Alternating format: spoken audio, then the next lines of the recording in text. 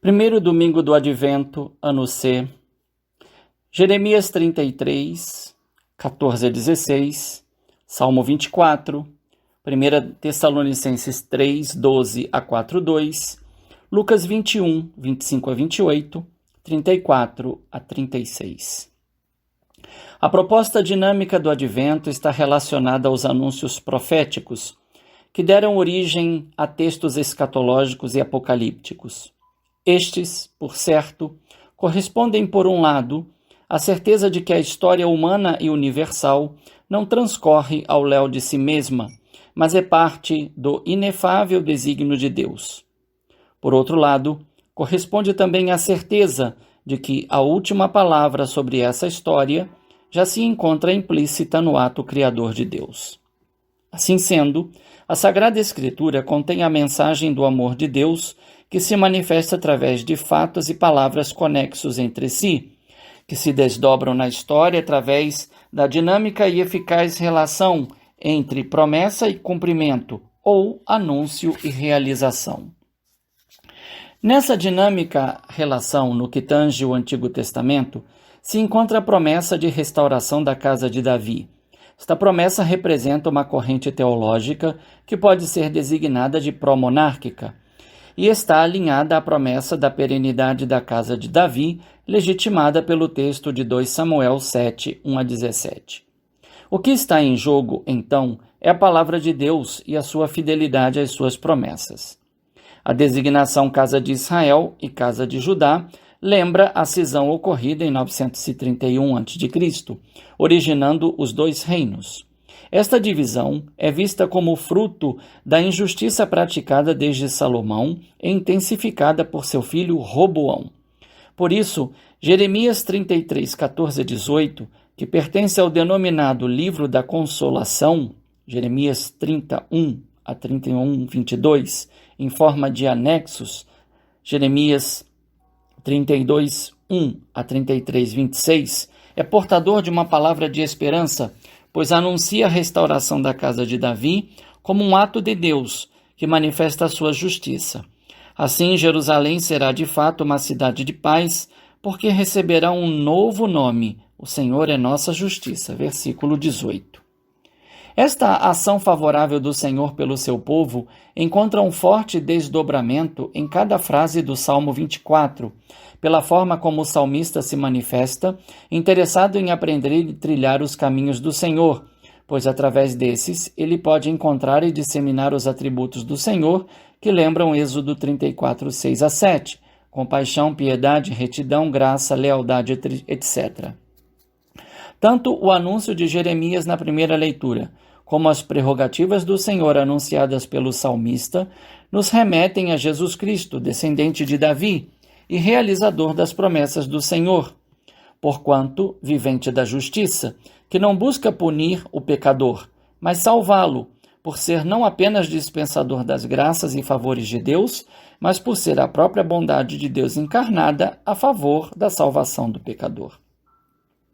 Por certo, afirmar que Jesus é o cumprimento pleno das promessas acarreta uma compreensão de certa definitividade para a história do povo eleito de então e de todos os tempos. Jesus, por ser a palavra última e definitiva de Deus, inaugura os últimos tempos que se encaminham para a sua total consumação. Esse tempo é um kairos, um tempo oportuno e da oferta da graça de Deus para toda a humanidade. Contudo, comporta uma certeza de que haverá um dia de juízo final e definitivo, que desde o surgimento dos profetas veterotestamentários vem sendo anunciado como um dia de ajuste de contas. É sobre esse dia que Jesus fala aos seus discípulos e hoje a cada um de nós. Não, como disse, para incutir medo, mas para despertar a esperança de que o bem triunfará sobre o mal, a justiça sobre a injustiça, a verdade sobre a mentira. Se Jesus faz o alerta, é porque tem um propósito bem definido para seus discípulos e, por estes, para toda a humanidade: vigilância e prontidão. Para tanto, é preciso estar capacitado para perceber os sinais dos tempos e sobre estes refletir, assimilar e transmitir o seu conteúdo por palavras e ações condizentes com o Evangelho da vida, anunciado e concretizado no mistério pascal de Jesus Cristo. Digno de nota é o comportamento diferenciado diante do anúncio feito por Jesus. Enquanto os homens ficarão apavorados e com medo diante dos acontecimentos cósmicos e diante da vinda do Filho do Homem, os discípulos são exortados a manifestar atitudes diferenciadas. Quando estas coisas começarem a acontecer, levantai-vos, erguei a cabeça. Segue-se a razão, porque a vossa libertação está próxima. Versículo 28. Nota-se que há um corte no texto, pois foram deixados de fora os versículos 29 a 33, que dizem respeito à parábola da figueira, que serve para exemplificar e corroborar a exortação de Jesus, pois no final afirma: o céu e a terra passarão, mas não passarão as minhas palavras. Versículo 33.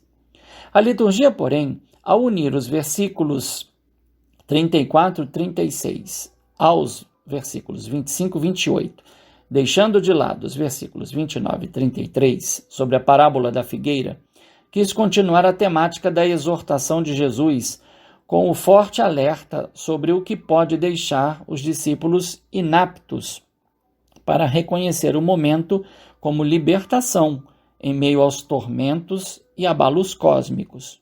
Por isso o alerta: tomai cuidado para que os vossos corações não fiquem insensíveis por causa da gula, por causa da embriaguez e por causa das preocupações da vida.